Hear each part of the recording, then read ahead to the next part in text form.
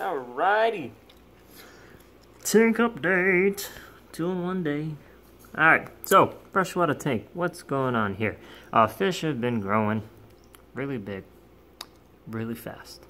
10 of the cichlids in this tank, in a 10-gallon tank.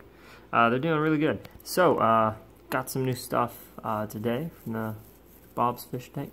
And actually my sand is all to the lower left right now, or front left I guess you can say, because I don't have enough substrate.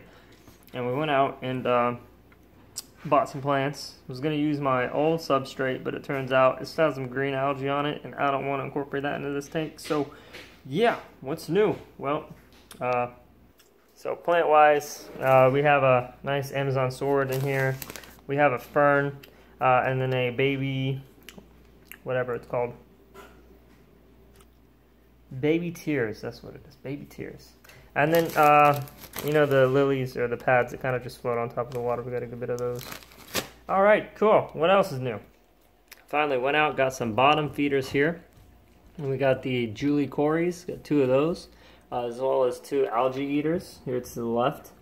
And right now the light's off, just I'm trying to get these guys in the water, and I don't want these cichlids freaking out. I actually recently transitioned from just using the general lighting here on the lamps to the EVO 5 light, so it's going to be interesting to see how that plays out with the plants that we got. I am going to be spot feeding the plants using some fertilizer. Let me get that out.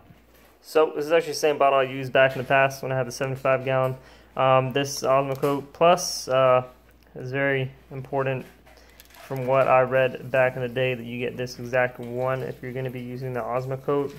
Because the other ones, I think they have some negative effect to the water balance. But I used it in the 75 and I never really had a bad issue. So I actually incorporate it into the water with just some, you know, some pills that are empty. You break them in half, put in your Osmocote, close it back up. I usually fill them up all the way. And then you'll take them to your substrate. And actually, after the plants are in, you just stick them up down to the roots, and it does a really well job at getting fertilizer to your plants. Over time, though, if you don't have rocks, like we're just going to be running sand, maybe get a rock layer on top, white rocks or something. But you'll start to see that the fertilizer balls, and these are actually back from my 75-gallon, just never filtered all of them out. They actually start to float up to the surface. So if you have white substrate like I do, it kind of stands out like a sore thumb. But nonetheless, we're gonna get it done.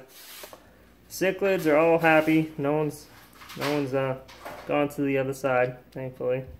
And the wood is finally floating down on its own. This isn't the last aquascape by any means. We'll see. Probably get another 10 pounds of sand here for this tank, because I feel like I only have about 3 right now, just because that's all I had left from my old tank. Yeah, but it's enough to keep the stuff alive that we got today, and we'll see how it goes. I'll get you guys another update sometime next week when it's all put together, and we'll hopefully have some flourishing plants here the next few weeks. If you guys got any questions, hit me up in the comments. I got you as always. Thanks for tuning in. Y'all have a good one.